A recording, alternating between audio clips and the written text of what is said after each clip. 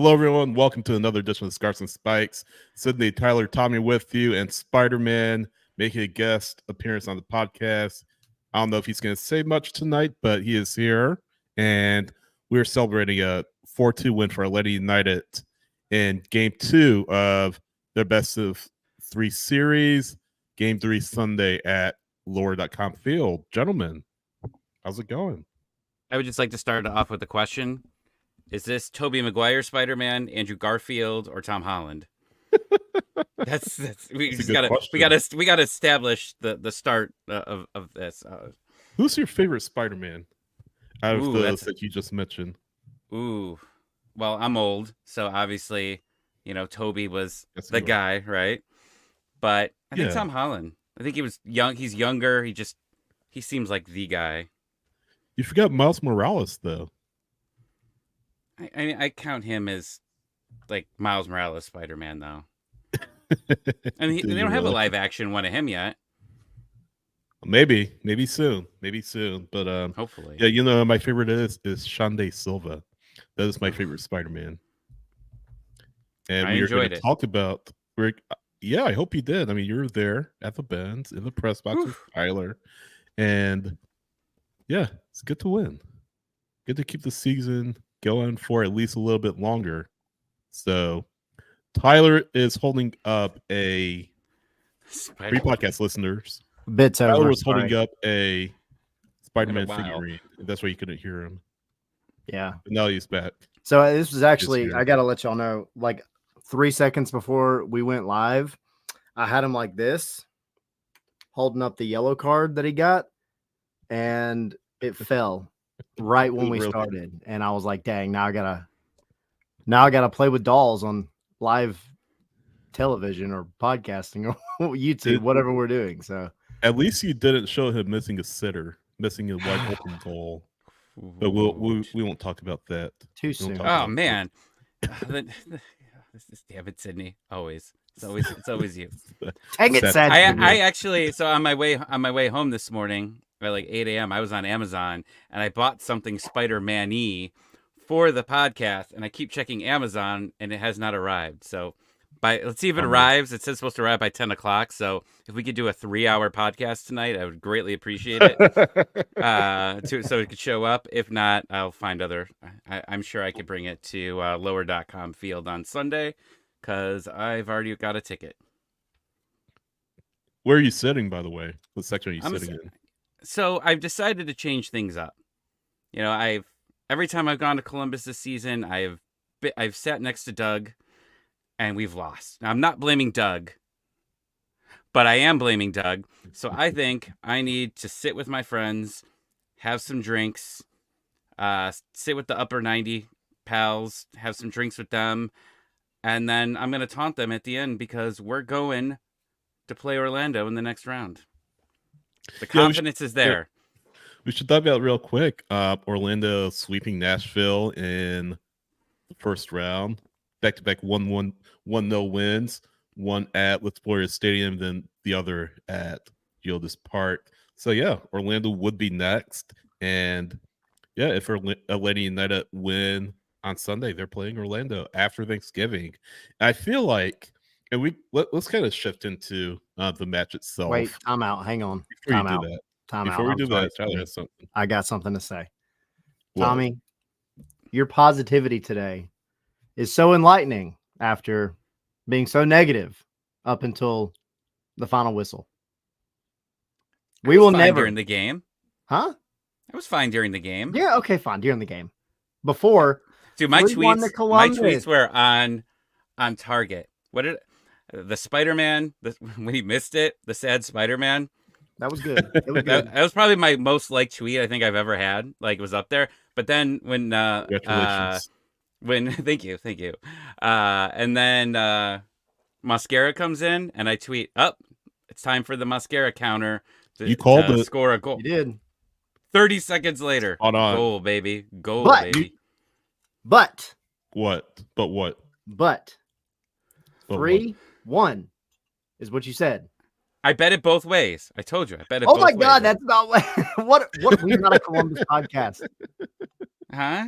We're not a Columbus podcast. Look, I'm a Manchester United fan. Okay, today, hold on. Tyler's today they lost. They lost, but I bet Tyler's being too positive. Tyler, blah blah blah. Everybody in the chat saying, what's going on? No. Hold on, Tyler. Hold on. No, there was no positivity. I want to hear what Tommy has to say. Positivity, and here we are. Believe. I gamble, but it doesn't always mean that things are going to happen. I bet $100 against Manchester United while they went a man down. Well, and I'm $120 richer. So there you go. Now let's move on. So we won. Tyler thought we were going to lose, but we won. Lies. So let me say this. Hold on. Let me say this. Tyler did predict a 1-1 draw. No, I didn't. Didn't you? Oh no, you said 3-1. I said 3-1. You said 3-1. You said 3-1. Yeah. I predicted a 1-1 draw and winning penalties, and I was wrong again. So there you go. Y'all can hold that over my head. I was closest. I want my golden prediction participation trophy. Okay. So, anyways, I think we need. So the entire atmosphere yesterday was very interesting. So Tyler and I arrive to the stadium. We go to the backyard. It's around 3:15, 3:30. It's dead. When I tell you it's dead, it's like 7 cars that are set up there. So then we walk over to the supporters tailgating spot. We did not get the memo that they are not there. It's shut down. Now we're just like, oh, we got here way too early for anything. We completely. So then we went to the Reverb. And they had a thing going on there. So we hung out for a little bit. There wasn't a ton of people there, but it was starting to get busy. But then a DJ came in, and then it was like too loud. This is the old person me and talking, the elder of the podcast talking. It was just like, I hate going to bars where like you just can't hear anybody talk. Like, it's just like, oh, what? And like, you just nod your head. Like, I'm talking to people. I'm just nodding my head, pretending like I know what they're saying. They're like, yeah, I hate Tyler. I know, right? Oh, yeah, I know. Tyler was right. So then we went back to the backyard, and we figured they'd like spice it up, right? Like, have some stuff going on, have some games. Nothing. There was no music, nothing. There was maybe about 20 more cars that were there. And there was some car accidents. Joe Patrick like tweeted there was like an hour, like he was an hour and a half out or something, like 40 minutes before the game started. Yeah, but like it was worrisome because we were told the entire supporter section was going to be doing a tifo, and we're like, we might have to go down there and hold things up for them because there's nobody here, and it filled up. I thought by the 10th, 15th minute, like, and I really wasn't even paying attention, but all of a sudden I looked and I go, oh, damn, like, we're filled. We're here, and it was loud. Yeah. It looked good, and it was loud. It's kind of par for the course for Atlanta United fans to kind of show up, quote-unquote, late, and right at kickoff, right after kickoff. I mean, Tyler, you and I have been there pretty much every home game. We see it. I mean, it's not really out of the ordinary, but at the same time, it's a Tuesday night. You know, parents have to get kids out of school. There's traffic. There are several accidents, like we were just talking about. Several accidents around town. Just keeping people from getting to the stadium. So, I mean, I feel like all those things kind of band it together to make it a late showing crowd. But again, it's kind of par for the course, though. So, yeah. By the way, Doug Robertson from the AJC. That's what I was putting up on the screen here. Creased my cap, and I responded and told him, maybe if they get to MLS Cup, I will. See, this is how bad I thought it was. I thought it said cease your crap. I just looked at it real quick, and I was like, damn, Doug's being aggressive today. Anyway, Doug, thanks for watching. This has been a disaster. Oh, this has been all over the place. We're on a roll, guys. All right. Let's talk about the match. 4-2. And one of the things that really caught my attention, really I was pleased to see from Atlanta United is, okay, Giakoumakis scores, starts out the scoring, and Atlanta United are 1-0 up. So you figure, okay, good start. Then they do what they always do, and what they do a lot, and what they have done a lot this season. They concede toward the end of the half, but you know what? Cucho is the one who scores, and I mentioned it before. Cucho's going to get his. I mean, he's a fantastic player, and I don't want to go into whether it's Miles' fault or Silva's fault. Silva's fault, whatever. It's 1-1, and but my point is, how many times we've seen Atlanta United do that, and how many times have they gone into the locker room having been up a goal, but then conceding late in the half and losing the momentum that they had.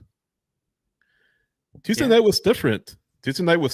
And Xande Silva, he scores a goal, obviously, before the half in stoppage time. And you see what you haven't seen from Atlanta United before is Spider-Man. Yes. You see him do the Spider-Man celebration and all that, but behind all of that, you see a response from Atlanta United, and he gets a yellow. But yeah, you see a response from Atlanta. Yeah. No, but you see a response from Atlanta United, and the response was everything. I think that if Xande doesn't score that goal, Atlanta United ends up losing the match. I really do, because I think what happens is they fall back into their old habits. They start to chase the match again. They start to doubt themselves, and that goal is just so important at the end of the first half, because I feel like more than it did instill a sense of momentum and still a sense of belief in this team for that match. I feel like it instilled a sense of belief for this team moving forward into the playoffs. However long they go, however far they go, whether their season ends on Sunday against Columbus or whether it carries on, they have that belief to say, hey, even though we get down, we're able to get back up. We're not going to roll over and just die here. We're going to get back up. We're not going to piss the night away. Yeah, we're not. Yeah. Or piss the ball all over the pitch. Or whatever it was I said the other night. Or drink a whiskey drink. Drink a vodka drink. Oh, that. So you guys know what I'm talking about, right? Okay. Yes. Okay. Just. But it was a good throwback to last episode. So go watch the last episode, guys, if you haven't. There you go. Yeah. Quick plug. Sidney, I want to stop you real quick, because I think we have to appreciate Brooks Lennon's cross, because we have given this guy a ton of crap over the years. Now, he hasn't had anyone really to give service to. Adam John wasn't the great guy, or Kubo. Kubo in 2 days in a row, Tyler. I know, dude, like, throw it back, man. But like, it was a beautiful cross. So I think that we need to give him the love, because we gave him, I think, a lot of crap over a while. It was great. He's had a great 2 games. He was one of the bright spots of game 1. I thought he had really good opportunities, and I know nothing came of it, but he was out there active, and he was very active throughout the entire game as well. So, I mean, Brooks really made that happen there. And I think right before was that pass. I think Josetu led that over to him, passed over to him. Yep. So curious what happens with him. Obviously, he got knocked out of the game and just went down. He was walking in the locker room fine last night, for anybody that is curious. But take that for what it's worth. Good. So, yeah. One thing really quick to add on to that, Tommy, you look at what Giakoumakis said today. Well, he said last night. It got posted today by Atlanta United. But he basically talked about, that kind of thing isn't luck. That is not at all, Brooks just sending in a wayward cross and hoping Yako's there or somebody's there. And we've seen it at the training ground. They practice that probably more often than anybody realizes. So Brooks is looking for that run by Giakoumakis. Giakoumakis is looking for that cross from Brooks. So, those are things that I think maybe a lot of the criticism before was very much that, Brooks didn't really have a target that fit him in the box. Atlanta goes out and gets the right guy, and Brooks is having the season of his career so far, both offensively and defensively. And, you got to give credit to both of them, because it was an amazing finish by Giakoumakis, and it was amazing to hold up his run just long enough to draw the attention away from the defenders. because they're paying attention to the cross. And then he sneaks in right where he knows the ball is going to be. And I mean, you couldn't ask for a better dime of a ball. So, yeah, I mean, the whole thing, it was just a really good sequence. It was really, really fun to watch. Yeah. And that chemistry will only grow, as the two of them get more used to each other. Let's remember, it's just year one for them. But as they continue to get used to each other, get used to their tendencies, get used to each other's styles of play, on that connection will grow even stronger. I'll read out the quote you were talking about, Tyler, that Giakoumakis said, saying, quote, "It's always something we always try to work on. We had some similar goals through the season. He knows exactly where I'm going to be. It was nothing but luck," end quote. And the Lady Knight kind of tweeted out, it's like a sixth sense. So yeah, as they grow, as they get more used to each other in 2024, that sense is going to get even stronger. It's going to develop even more. And yeah, we already said it. Brooks is having a career season, and that carried on last night against the Columbus Crew. So I want to ask you guys, and this is kind of a little bit of a polarizing topic. Thiago Almada. First off, really classy goal, really classy chip to essentially seal the game away. What do you guys think of how he played? You guys think he was I thought it was fantastic. Okay. And I say that because this was not a match where Thiago went silent and got shut out of the game. Thiago did other stuff. Thiago did humble stuff. And it's the stuff that, everybody's eyes are going to be on your star player. Everybody's eyes are going to be on that guy. But you get out there, and he filled every hole that was missed in the first match. So he did the job. I mean, for him to go and get the goal at the end is just icing on the cake, in my opinion. Now, it's easy to watch the game at face value and be like, well, where was Thiago Almada? Where's number 10 at? Why is he dropping all the way back to the right wing at times and floating? I mean, but he's doing things to take all of the space or all of the defenders off of the other attackers, off of Xande, off of Saba, off of Giakoumakis. Even Muyumba had a couple of really, really good runs and one really great opportunity. He didn't really put a great shot on target, but he put a shot on target. I mean, all that comes from having your number 10 that's there doing his job. And sometimes the job is, especially against a good team like Columbus, the job is just frustrate them. And we talked about it a lot, frustrate Columbus, because they're such a disciplined team.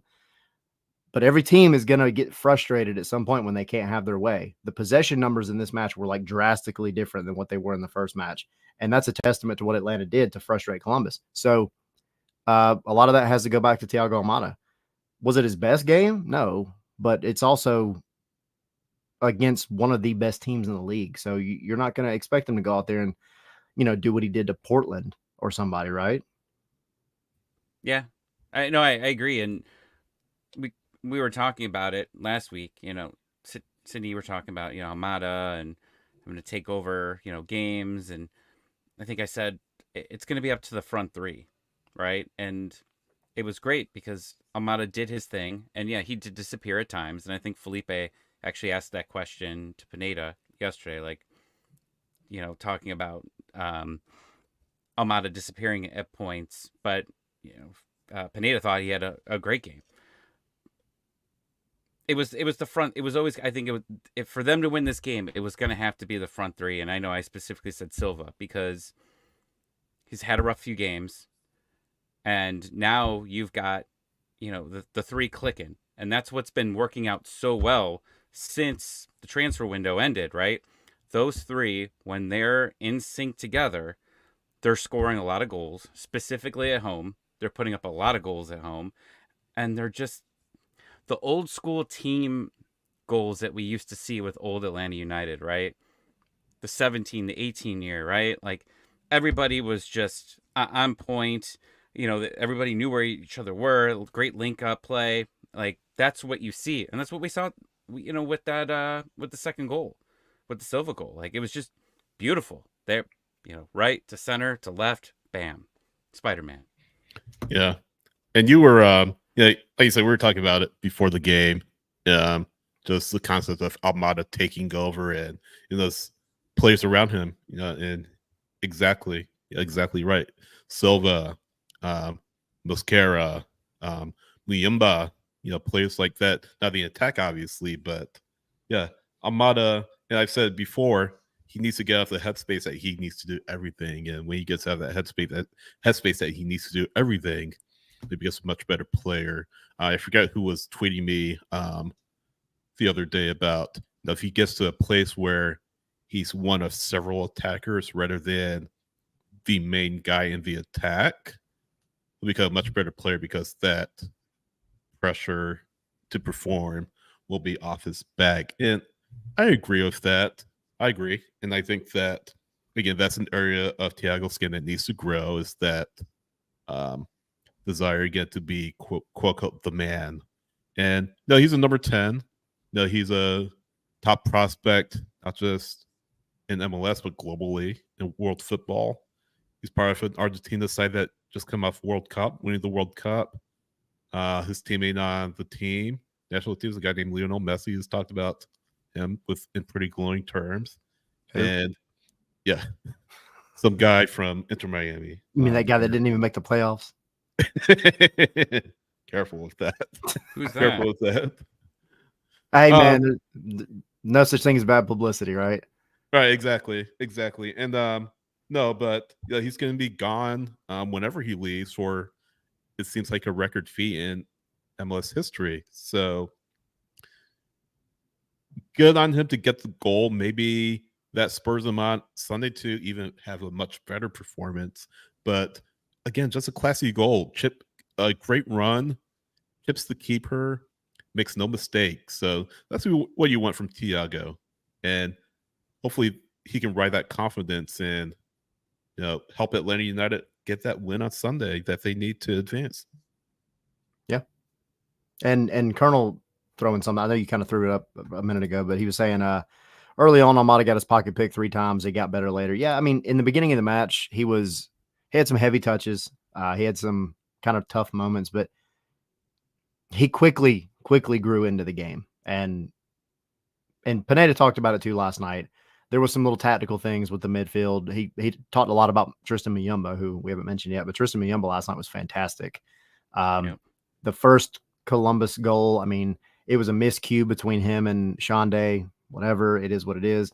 But that man was everywhere last night. And that's credit. That's got to be credit to the tactics. That there was a little bit of a change, a little bit of a tweak, moving Muyumba over to play on a side where he's maybe not quite as comfortable. I mean, he's midfield, so he's covering a lot of ground anyway. But they tweaked it a little bit, and they handled Nagbe very well for the most part. I mean, Nagbe's always going to have his moments. But, yeah, going back to Almada and piggybacking on that, though, you got a guy who, even at his young age, was able to maybe not start off the game in the best way. It wasn't bad. I mean, again, his worst day is better than pretty much everybody else, right? So, but he came out after the first 10, 15 minutes or so, and he rapidly grew into the game, and he became the guy that you wanted him to be.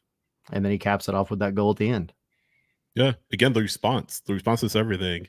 Yep. How many times have we seen players in the past, I won't call any names, who get frustrated? No, I mean, no, but they get frustrated and they make mistakes and they get into this headspace and they don't grow out of it. And I hate to throw Luis Araujo out, but he's one of those players who didn't improve. I mean, you've said it. He would just kind of sulk and just pout on the field. Almada doesn't do that. I mean, he'll have some rough moments here and there, but he's not a pouter. He's not a player that shows a lot of. I mean, he shows emotion, but he's a very steady player, very steady person emotionally. You never see him really go after referees or get Well, sometimes. Well, there was one. Rarely is the key word. I mean, to be fair, I would have went after the ref the same way in that match anyway. But carry on. That's a different conversation. He didn't go into the ref's locker room or anything. He sure and try to beat him up. Right. That better be at least a 6-game suspension. I'm just saying. But no, he more often than not he keeps a cool head on the field, and again he shows some emotion, but he's not like screaming at referees or anything like that, which is good to see. So, yeah, hats off to Thiago, and again, biggest game of the year on Sunday. Again, win or go home. If they advance, that's the case every other week from here on out. Win or go home. So, how does Thiago Almada respond to that adversity? He knows what it takes to be a winner. I mean, he just came from winning the World Cup. Not just came from, but he's won a World Cup, so he knows what it's like to win. So maybe he can spur his teammates on, and maybe they can build off of that energy. So we go ahead. Sorry, I was going to say, there's just 2 points I want to bring up about the game real quick. One, I know we're talking a lot of positive things here. There was some sloppy play. There were some giveaways, right? Like we talked about Silva. I mean, that whole goal allowed, bad touch by Silva, ends up going to Miles. Miles just can't do anything there. Goal goes in, right? So it's not perfect. Giakoumakis' first touch was really struggling in that first half there. It was getting a little frustrating. So it wasn't perfect, but obviously it got the job done. But the moment of the game for me was when Silva missed the shot. And because one, it was like, just like, how this happened? I showed it to my son when he got home from school today, and he was like, he always watches the highlights. He's these new kids who can't watch a full game. They can only watch an 8-minute YouTube clip. And he watches it and he goes, oh, this is a nice, what just happened? How did he miss that? Exactly. His reaction was there. But, someone went down during that play. A Columbus player went down. And honestly, it was the best thing, I think, for this team and the fan base, because you had Giakoumakis put his arm around him, walk with him a few steps, and then, Silva walks away. And what does Giakoumakis do? He just goes to the crowd. They put him on the Halo board, and he's pumping the crowd up, right? And then that's good. In a Disney movie-like experience, the supporters section, which they have their chance, they're not very creative with players, just starts chanting Xande Silva. That's good. That's and great. It's like, this is really awesome. Like this is a moment here, right? That gets him back up, gets the entire stadium up, because right then you're thinking Atlanta sports, we missed the shot to go up, and we're done, or to seal it, go up 3-1, right? No, the crowd got him up, everybody kept moving. So just bravo to the fans, bravo to Giakoumakis for doing that. It was just a real special moment, I thought, in that stadium. Yeah, it's actually really funny because we haven't talked about having this conversation for this podcast yet. Now, I was literally going to bring up the same exact point, because I think 100%, I agree with you. I think, and I maybe take it a step further, and I'll go back to being my very optimistic, I almost got it right last night guy. But I think it's bigger than just this game. I think going forward, whatever happens Sunday, it is what it is. This is where you're at in the season, in the playoffs, right? But you have the majority of these guys coming back next year. You have shown not only your team and your teammates, but the fans something that they haven't seen. And correct me if I'm wrong, I couldn't think of one. They haven't seen anything like that since 2019. There has not been that sense of camaraderie, I think, to that degree. There hasn't been maybe that, I don't want to say that sense of leadership, because the leadership has been there, but to that degree, I think it showed the entire stadium and everybody watching last night, and maybe not even everybody watching because I don't know how much they showed on the broadcast, but to see it happen, to see how upset he was, and then have Yako run over there, give him a hug. That's a leader. Pump the crowd up. That's a leader. The crowd responding, you don't get that anywhere else in this league to that degree, period. Because it started off in the supporter section, but it rapidly spread to the whole stadium. And that was really, really, really cool to hear. And kudos to him for putting it behind him. We talked about it in the locker room after, it's part of the game. But it was a beautiful, beautiful moment. And I think it builds a lot of solidity and camaraderie in that locker room going forward. Yeah. And Pineda was asked about it in the locker room. And who asked him the question? I think about Henry. Silva. Henry. Okay. But yeah, the question was asked by Henry about Xande's miss. Obviously, I mean, it has to come up. And Pineda, before he answered the question, he was like, let's talk about the goal first. Let's talk about Giakoumakis. He should have gone for the goal himself, but let's talk about him passing the ball to Xande and saying, hey, this is yours. This is yours. This is your chance at glory, which absolutely. I mean, that's one of the things that kind of gets missed in the whole thing. But again, Tyler, it goes back to what you were saying about the camaraderie and the bond between the team. Not to say that wasn't there before, but it just goes to that. So I agree with Pineda. Really unselfish of Giakoumakis to set Xande up for that goal rather than try to score himself. But then he said, no, it was a mistake from Xande, but quote, that reaction for the whole team to come together and support him in that moment, it wasn't easy because at times those mental breaks where you miss a good goal, those can be a mental break for the team. We were able to come together as a team and overcome that adversity. So, and then the fans came together and were cheering for Xande, understanding that it could happen to anyone. So this will probably go in those, MLS sucks, and this is kind of the style of play in MLS and all that. Someone across the world is probably going to tweet that or something, but they already have. Oh, yeah, not surprising, but no, Pineda's right. It could happen to anyone. Every good player. Messi has had his moments where he hasn't scored. I mean, you throw out any player you want.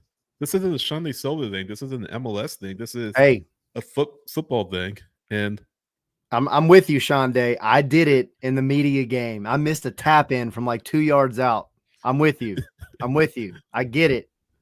But you aren't being paid. Don't roll your eyes at me, Tommy. You weren't there. My spider sense is tingling. No, but yeah, get on the fans. It again, it talks to the mentality of the team. I mean, you're up 2-1 and you miss a sitter to potentially go up 3-1. I mean, I feel like the thoughts were creeping into their heads, into the fans' heads, into the players' heads. Okay, here we go again. This is kind of the Charlie Brown or Lucy kind of snatches the ball away from Charlie Brown moment. And Columbus is going to score, maybe take the penalties, win the penalties, or win in 90 minutes. Again, the mentality of the team, the headspace of the team, the desire, the will of the team to go past that moment and say, you know what, this is not going to let us down. This is a moment in the game that is tough, it's not good. I mean, it still keeps the game in the balance, but no, we can still score. We can still put this game away. And then Mosquera scores to make it 3-1. Right after he comes in, Tommy, you were talking about that. And then Almada ices the game away 4-1. And how big was that goal? Because without it, if Columbus scores, it's 3-2. They have a slight chance of coming back, but not much. But still, that chance is still there for them to come back. So, yeah, again, good on the team for bouncing back from a moment of adversity to get this win. And yeah, the mentality is huge. The mentality is huge. Like it's, and Pineda talked about it. And that's what you need going into this match Sunday, because it wasn't going to be, I don't want to say it wasn't going to be enough to have a squeak by win, but you wanted all the momentum you could build coming out of this one to go to Sunday, because you got to take what you can get to win this away game. And a 4-2, 4-1, 4-2, whatever. Pretty dominant second half is the best way to do it. You know who we should bring with us to the team? The kids. So I think I told this story a couple weeks ago, but when I was in Cincinnati, the away supporters, there was probably about 25. No, there was more than that. I forgot it went down. So probably like 50 of us. We're in like the second last row of the supporters, and they put an entire like kids section behind us. And I'm not saying like 5 kids. It's like 30 kids. Every time someone Atlanta fouled somebody, you can't do that. Like they were doing the chants. And then I started chanting it back to them when Columbus started getting fouls, and my wife yelled at me. But to yesterday, the Columbus, supporters were under us, and there wasn't a ton. Tyler, what, maybe like 30? Yeah.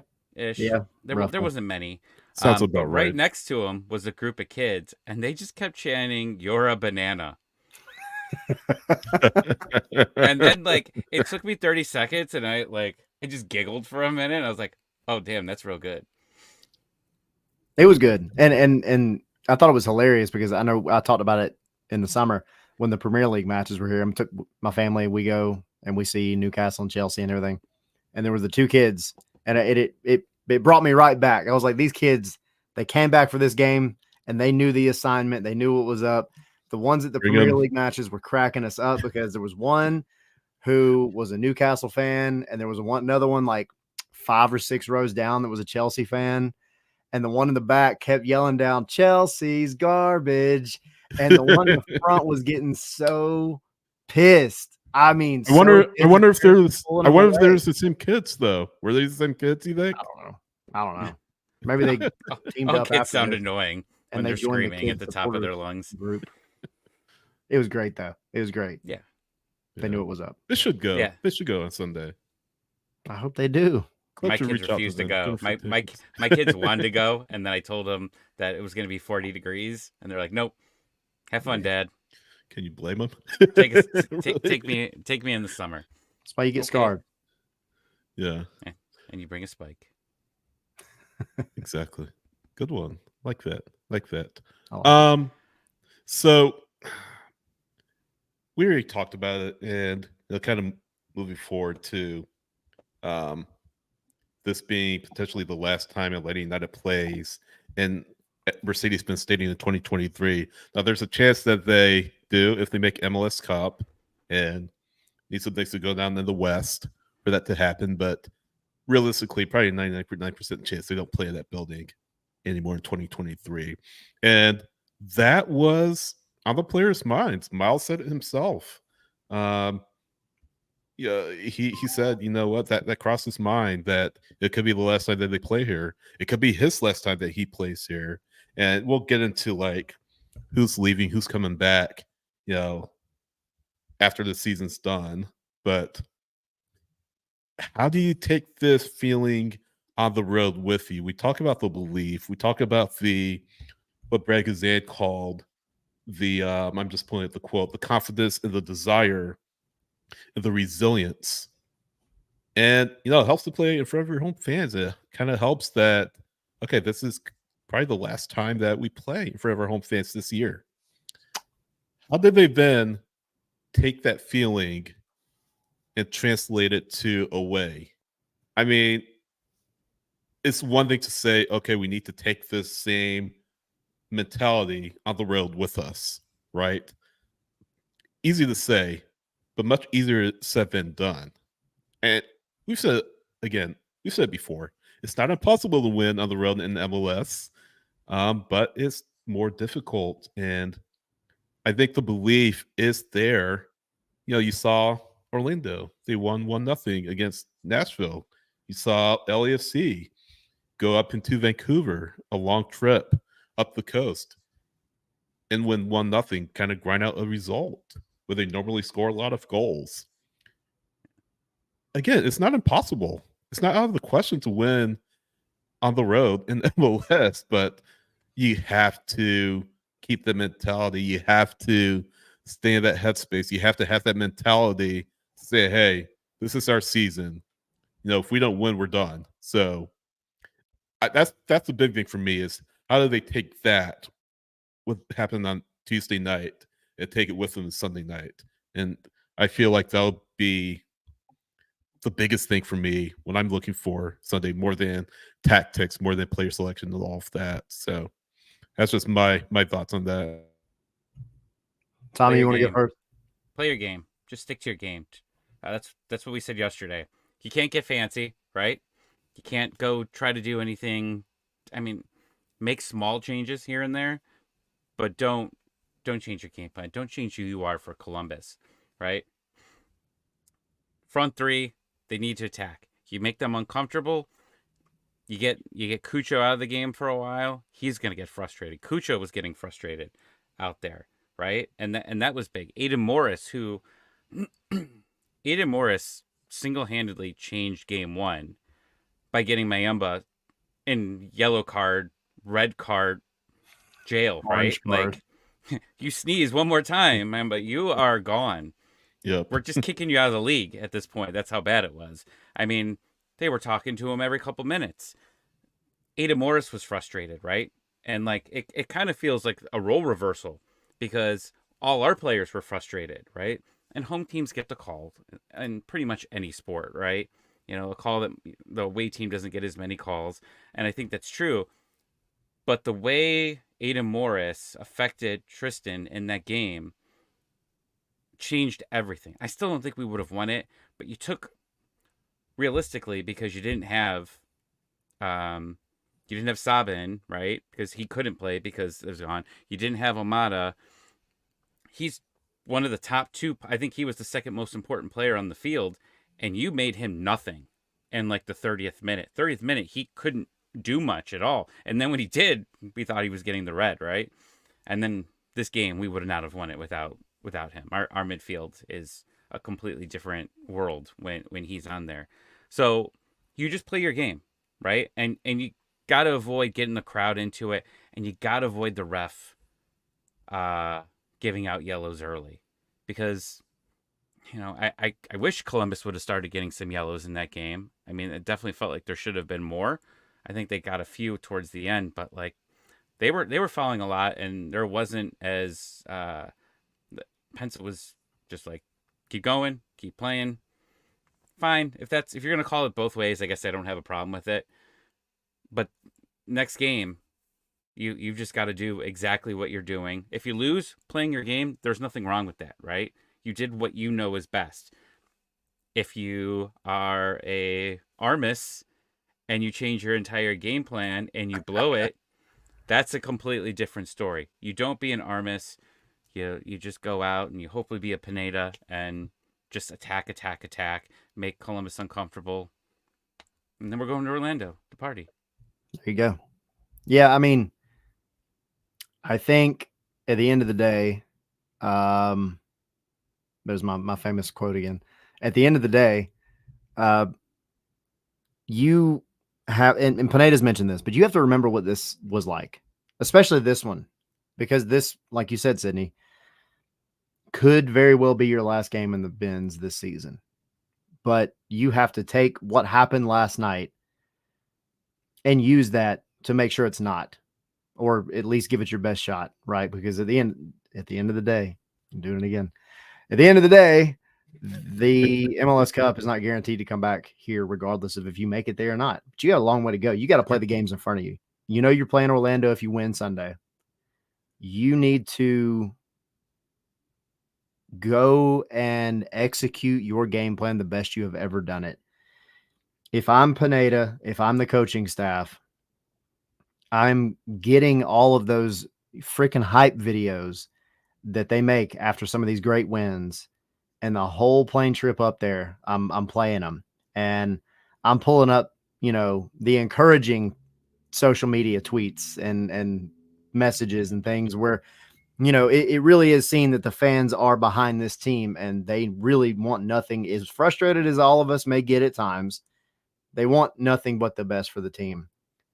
There isn't a better fan base in this league than Atlanta. And I don't say that to be, the homer, but there's a reason 45,000 people show up at the Benz, right? It's not happening anywhere else. Now, granted, I get that there are other, stadiums that don't even have that capacity, but since day one, Atlanta has showed out, and that's one of your strengths. Use it, even if they can't physically be there. There's ways to get these guys hyped up before that match on Sunday, and you just got to do what you can. And I go back to I don't know if you guys have seen the most recent. What's the Amazon documentary? They did the one on Arsenal before last season, the beginning of last season. Thought it was hilarious. Talking about. I can't remember the name of it, but it's actually made by NFL Studios. Anyway, going through a bad stretch, Arsenal is, right? And Mikel Arteta comes out in the locker room and starts posting up tweets from, some of these people that are just, talking crap on Twitter, and use it as a moment to hype everybody up. And then they brought in one of the guys that's been working at the stadium for the club for like 25 years to just be like, man, I'm a fan of this team. There's millions of other ones out there. Just go and win this match. Go and win this match. And it was one of their best matches of the season. Do something different, because at the end of the day, number 3, you can't do any worse than you've done away this season. So there's my soapbox at the end of the day. Do you think Ozetu got better because Pineda just pulled up all our Scarves and Spikes episodes and me just trashing? All right. And that was it. All or nothing. Was that 2 out? Yeah. All or nothing. You guys want to answer some questions from the chat? Sure.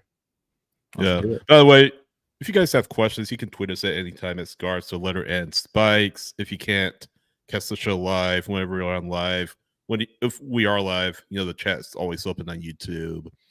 X, you can reply to the video. Twitch, you can post comments in our chat as well. But I want to start off with Epic Space Orange's tweet or comment here. He says, I think this was Tyler. Sorry if it wasn't. Do you still that the win doesn't change anything, or is losing Columbus now more palatable if it were to happen? So it was Tommy. Okay, it was you, Tommy. Okay, so yeah, I think last week, remember, that's why I was talking about Pineda getting fired. Like, is there any situation that could be, and like, well, and then it was me arguing, saying I don't think it matters. Yeah, so, we were going back and forth because you get embarrassed at home and you lose 4-1, 5-1. It leaves a long lasting taste in your mouth for the entire winter, right? And what we talked about, Pineda hasn't won an important game all season, right? A game that matters, right? I think that's what Doug's terminology was when we talked to him, Sydney. It was like a game that that has relevance or that really matters or consequence.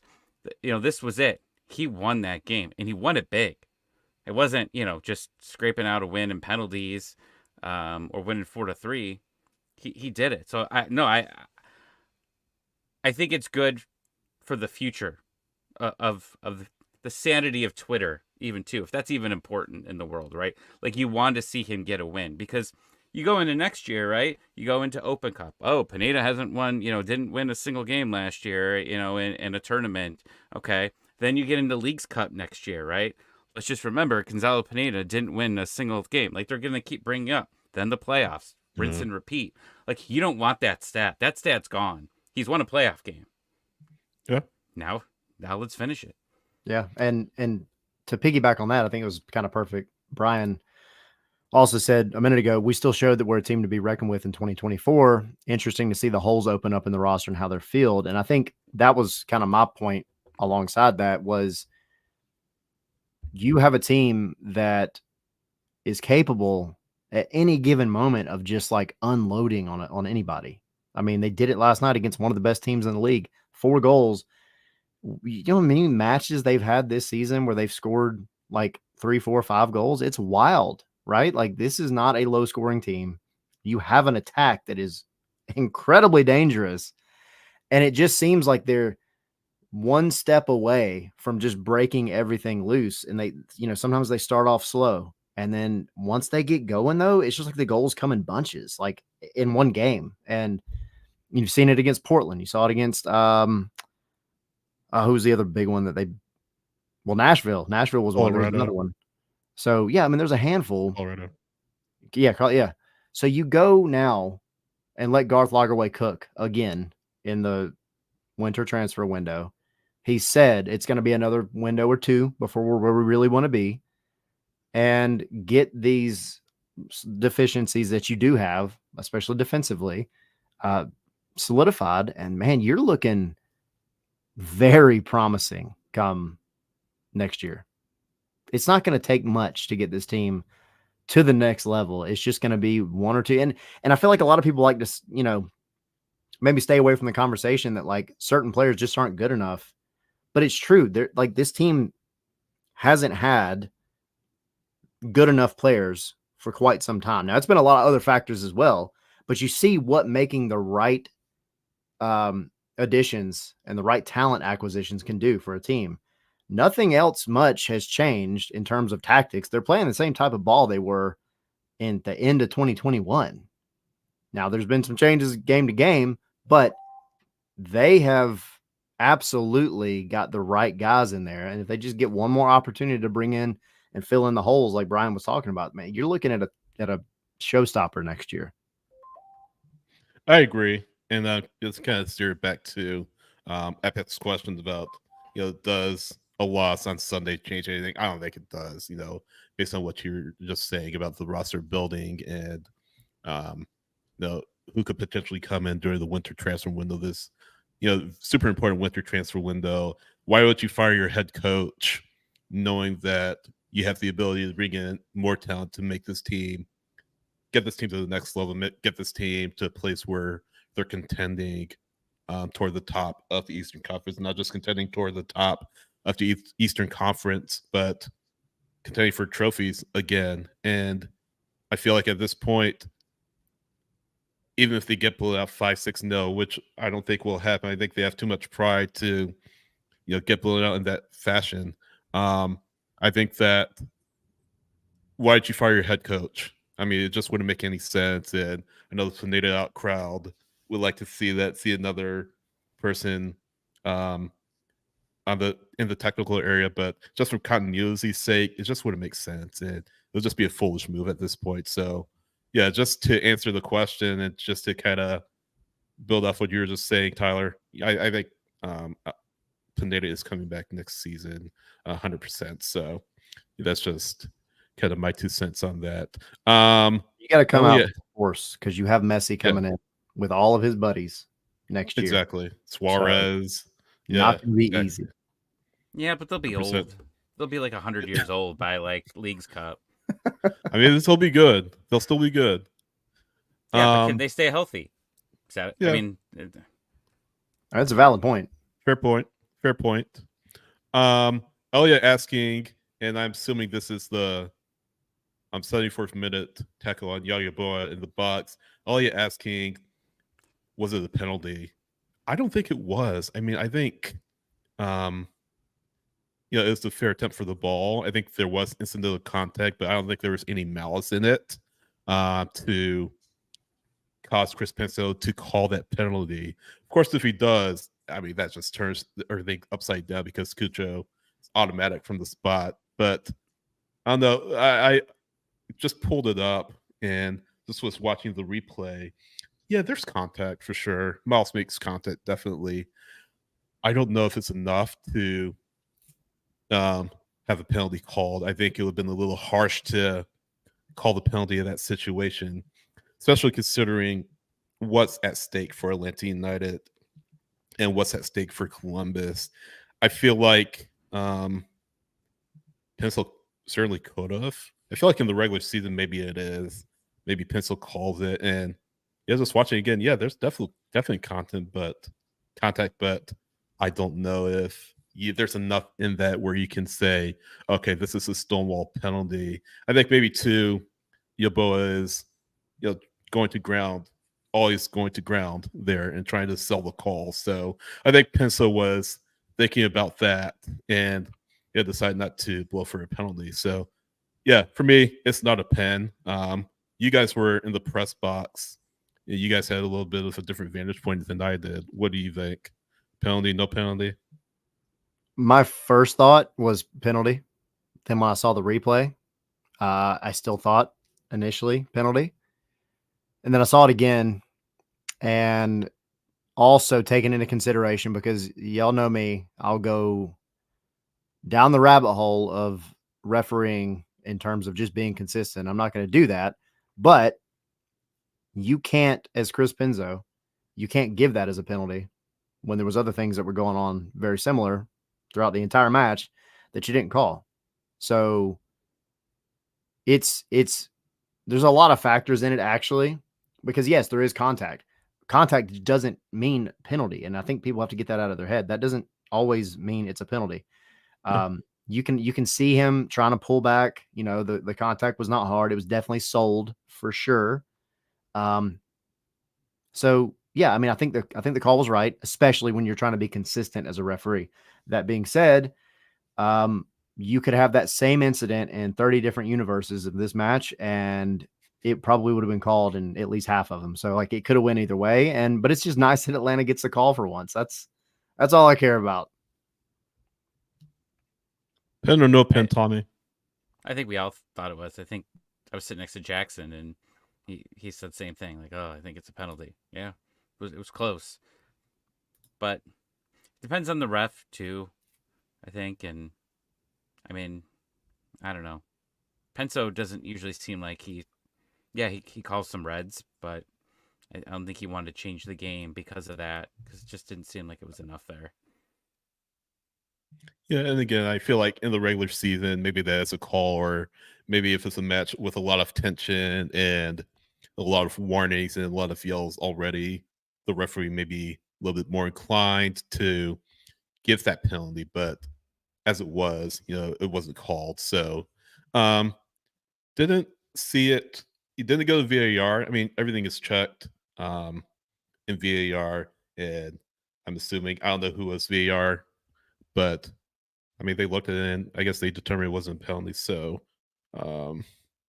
yeah, it is what it is. And fortunately, that call was not, again, like Tyler said, did not go against Atlanta United. We're going to take some questions from Discord too. Folks in Discord are patrons of the Scars and Spikes podcast. So go ahead and become a patron today if you aren't already. Patreon.com/Scars and Spikes. Free trial for 7 days. 3 tiers, $1.17 a month, $5 a month, $10 a month, and you get a lot of great stuff, merch discount, access to bonus content, bonus podcasts, Discord access as well. So yeah, a lot of great things. Watch alongs as well. Sunday? Maybe on Sunday. Yeah, maybe on Sunday. We'll announce that in a few days here. But yeah, I want to get to this question here about coaching, and Omar asked it. And I'm assuming it's related to Cristian Latanzio getting fired by Charlotte FC. The MLS front offices have very low patience for a coach. With the parting of Charlotte, is that Portland coach up for the Charlotte job? Is Savarese up for the Charlotte job?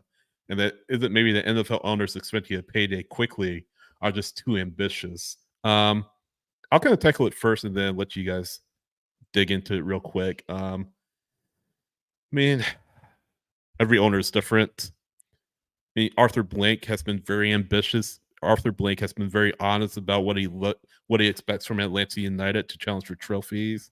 And some may say maybe he's too apt to give coaches more rope than necessary. There's some grumblings about Dan Quinn maybe being kept on for too long. There's some rumblings about Arthur Smith being brought on because Blank and Arthur Smith's dad are kind of tight. I know Falcons fans have their own opinions on it, Tommy and Tyler. Get Bijan the ball. Get Bijan the ball. Get him the ball. Get Kyle Pitts the ball. All right, continue. Sorry. Look what you're doing to me. Yeah. No, but you look at I mean, there aren't a lot of NFL owners around the league that own Major League Soccer teams. Am I getting a yellow card for that? Tommy get a yellow card? Tommy's leaving. He'll be back. But no, not a lot of NFL owners own MLS teams. Kraft owns the Revs. And Robert Kraft, I mean, he cares more about the Patriots, let's be honest. David Tepper. I hate him. I hate that guy. Right now, the Patriots suck, so, I mean, good. I'm happy for it as a Bills fan. David Tepper owns the Carolina Panthers, who are maybe playing for a first number 1 draft pick again. And, Charlotte FC. And Tepper has not cut a very popular figure in Charlotte, in the Carolinas. So I feel like there's a lot of discontent over the state of the Panthers, a lot of discontent over Charlotte FC in this brief history. So he's persona non grata in the Carolinas right now. So I feel like there's credence to. Oh, I forgot Kroenke, who owns the Rams and the Rapids as well.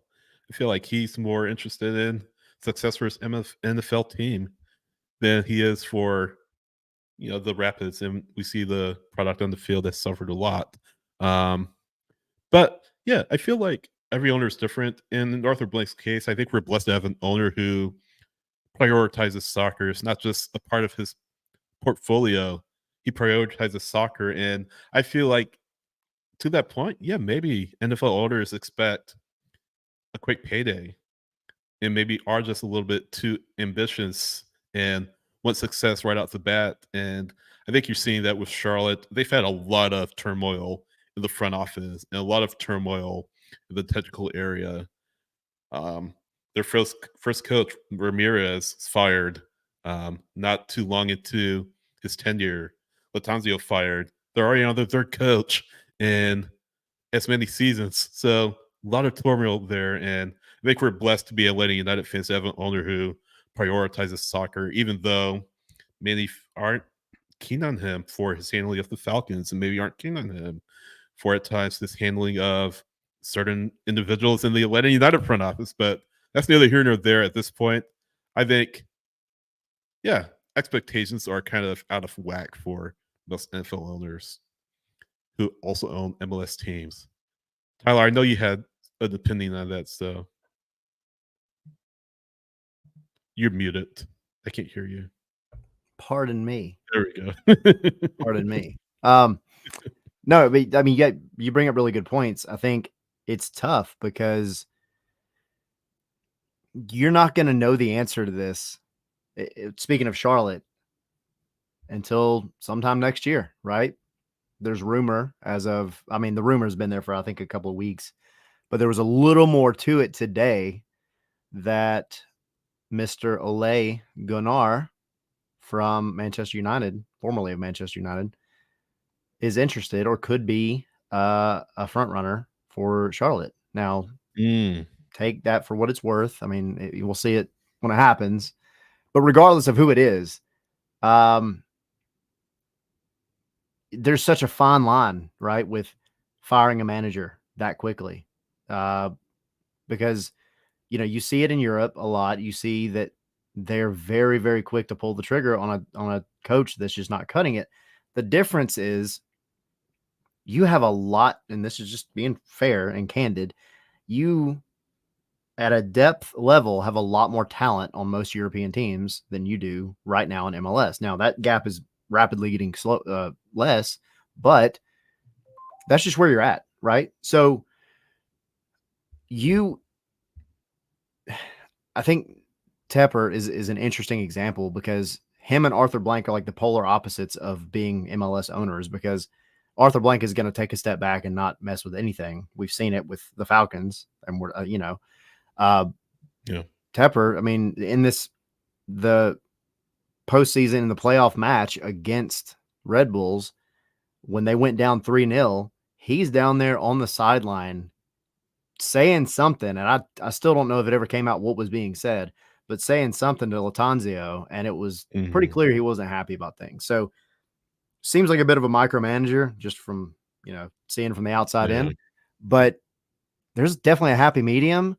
Do I think that you should have fired your guy that you put in who did technically get you to the playoffs? No.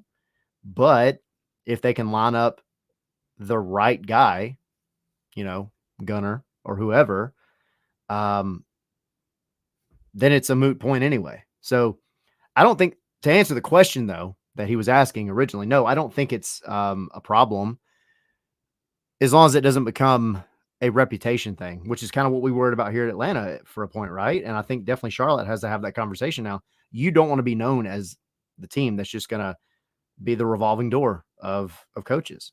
That's not a good look, and it definitely will hinder you from getting good coaches down the road. So, no, the simple answer is no, but it's a very thin line. Yeah. What he said.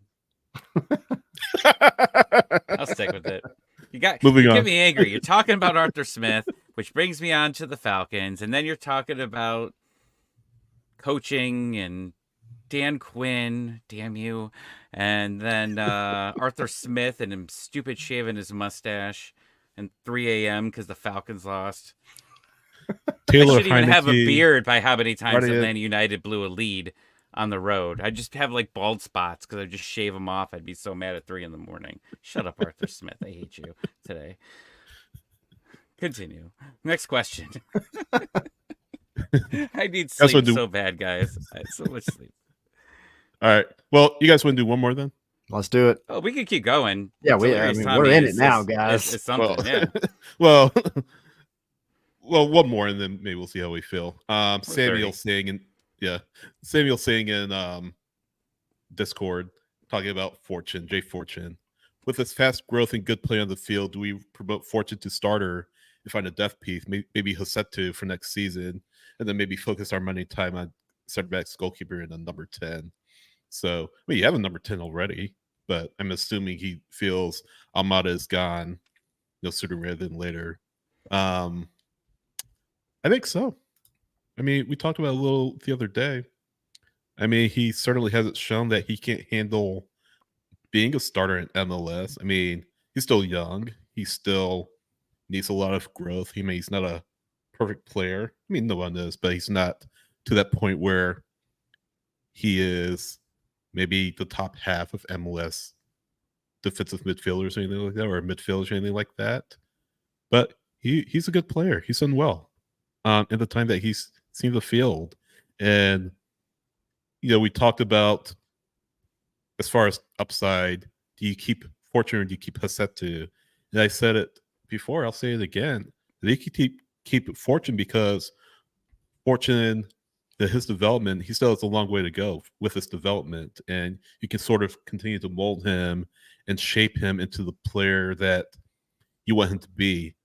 He's come through the system. He knows what it's like. He's been with the team for several years. Maybe came in a little later than most because he was a teenager when he joined the academy, but has come through the system and knows what it's like to be in the Atlanta United players. So you look at Hosetu, he's not young. He's 26. He's not an old man either, but this is sort of your prime years, and I feel like he's kind of hit his ceiling. He's done well. He's done much better later in the season than he has earlier in the season. But, yeah, for me, I think, yeah, why not? Get Fortune in there and maybe get some depth, whether that's Hosetu or another player, and it wouldn't be the worst move in the world for this team to do, really. I disagree. You gave a very good argument. I guess it depends on what happens with Almada here, but I think we continue to build that midfield and we build it strong. And where do you take that DP spot? I think you throw it in there. You throw it in that specific spot of the Hosetu starter. Okay. I don't know where else you put. I don't know where else you really you take your DPs. Your additional one you're getting from Saba at this point. You're not using it. I don't think you're using it on a wing back. I don't think you're using it on a center back. Right? You're going to continue to build the midfield. What else do you? What other spots do you have? That's just my thought. Like if you're Garth has said, he likes to spend, he likes to build this, the nucleus of the team. That's in the midfield, right? Where else do you? I mean, if you're keeping Silva and Saba, and you got Giakoumakis, there's no other spots for a DP. Yeah, I mean, I'm in between. I mean, to answer the question was, do we promote Fortune to starter? No. Not next year. No. That's not a knock on Jay by any means, but you don't want to throw him in that capacity at this point. I think Jay, if he were to stay around, is absolutely going to grow and develop into a very, very solid midfielder that Atlanta would be lucky to keep, but could also definitely move on somewhere else, right? You look at his stats last night, and this is, he got thrown into that match maybe earlier than he was expected to, right? Because I think people kind of forgot that, like, he got subbed in because Rossetto was hurt, off the ball, injury, whatever happened, right? Defensively, won both of his duels. He had a pass into the final third, 100% on his dribbles, 15 touches, which is not many for a midfielder, but 92%, 11 out of 12 on his accurate passes. So, like, the numbers were good.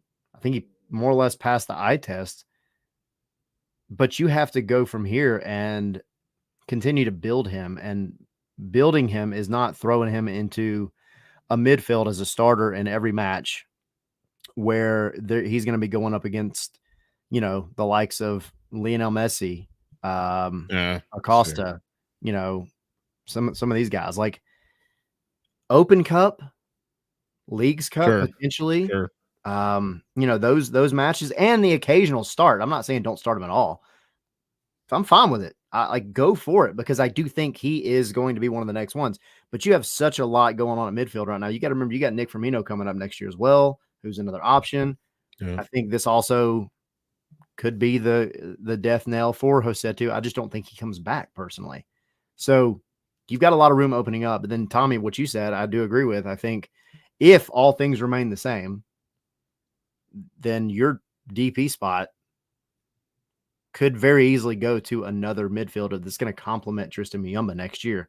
Because worst case scenario, one of them gets hurt. Knock on wood, that doesn't happen. But worst case scenario, one of them gets hurt. You still have a solid midfielder, and you have a backup in Jay Fortune or Nick Firmino. And then, of course, Sejdic is still there. I mean, you've got guys there. So it's actually a good spot to be in, depending on what moves you make in the winter. So you guys are saying I'm wrong? Yes. I mean, I was in the not on purpose, but I'm kidding. On purpose? I'm kidding. Well, because there's valid points to both sides. But to answer the question, no, I don't think he's a slotted in starter next year. Okay.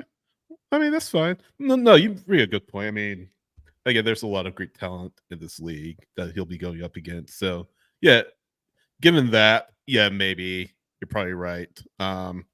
But yeah, I mean, he definitely has a place with his team. He definitely has a place with his team for sure. And I can't wait to see him grow in 2024. Is there any final, I guess, kind of thoughts here? Well, predictions. Right? We're not doing anything else, right? Like, we're not doing more shows, so we got to predict. 1-1 Atlanta in penalties. He's sticking to the penalties. Do you not understand? It's a 2-hour drive home after the game. You're not being very considerate to me at this point. I'm sorry. I guess I could give the J22, the 2-2 draw. But I'm not going to, because we met him. So it was nice meeting you yesterday. Oh, man. See, I was so down, and then Tyler's gave me a complex about it. And now I'm like positive and happy. I'm going to get very specific because I've been really good at this lately. Let's do it. Here we go. Except the dream. Yeah. I did not go out in the field in Columbus, and it was not played in someone's backyard. Oh, what did I eat that night? I am going to say it's 2-1. A Mosquera late goal moves them on to Orlando. Okay. Man. Edgar, our friend from out at LA, who, by the way, across the galaxy. Yep, has his podcast. Said 2-2 PKs. It's a toss up. Columbus is tough at home. 100%. I'm gonna say 3-2 to Atlanta, and I'm gonna say because both of these teams are going to be playing all out because this is it. So yeah, 3-2. I think it'll be Almada. I think it'll be Yako again. And I think it'll be Xande Silva. Spidey Silva. Yes. So we're all saying win. We're all saying win, huh? Yeah. Trying so hard. I mean, you can't not at this point. We're a friggin' Atlanta United podcast. Yeah, exactly. Yeah, like don't call me a like. Don't say I'm not a homer because I don't think I've like picked any game. Maybe 2 all season where I said the other team was gonna win. Maybe but these were the important ones, Tommy. Do or die. Somebody needs to pull your betting records. You know, like people pull stock market acquisitions for like politicians, and we'll see where you truly lie. That's a good Patreon in real life, in like gambling or making picks. No gambling. There's an F for it. I'm up like 1900 for for 2020. Hilarious. No, yeah. I mean, good on you for making money. I'm not knocking that at all. Yeah, but and I did. You know what? When I got home, I had an extra $20 in my pocket because I picked Giakoumakis as the first goal scorer. I'm sad you didn't get that Thiago Almada assist, though. It's easy money, I know. though. It should have happened. 4 goals and no Almada assist? Yeah, that's Get out crazy. of here. Whatever. Patreon.com/Scars and Spikes. Join us there. scarsandspikes.com. Content up there. Our store. Stickers. We'll be adding more merch soon. And yes, Guards, Floater, and Spikes on Twitter. I'm at SH Trites. Tyler's at ATL Pilgrim. Tommy is at Tommy ATL 96. The Hollywood actor strike is over as we're recording this, so we are breaking news here on the podcast. Woohoo! More Marvel movies, baby. Marvel. Hopefully a Ted Lasso spinoff. Speaking into existence. Yeah. But yeah, it's been a good time. A great show, and hopefully it's not the last show that we do. New England and Philly tied at the half. Mark Anthony K has a red card. Oh, okay. Yep. So something to monitor as well. To see and also, New England. I've been wanting to say this all episode. What? You look like a lumberjack, and I think it's amazing. It is amazing. Like I mean, you would be right at home with the Portland Timbers. I'm just saying. I'm the new Give Timber chainsaw. Joey. Instead of Timber Joey, Timber Sydney. Yeah, there you go. I can imagine you up on the capo stand, just calling up Phil Neville to make it happen for the show. All right, let's get out of here. Unless you guys have something else. All right. This is not it. I have a topic for the credits. Hit the music. What's your topic for the credits? By the way, never leave early. Spider-Man villain. Wait, what? Best Spider-Man villain. Oh, yeah, it's hard, huh? Venom count? Green Goblin. Yeah. Ooh. Venom. Yeah. Jeez. I would say Venom as well. Yeah. Green Goblin, though, Second City, and you're wearing green, so you had to say Green Goblin. Oh, I said Green Goblin. Or you're Mysterio. Oh, I said Green That's Goblin. Another green one. Or the Lizard. Oh, there you go. Doc Ock. The Green Goblin. Oh wait, why are all Spider-Man's villains green? Scorpion, green. Patreon episode. Spider-Man villains. See you guys. Thanks for listening. Later. See y'all.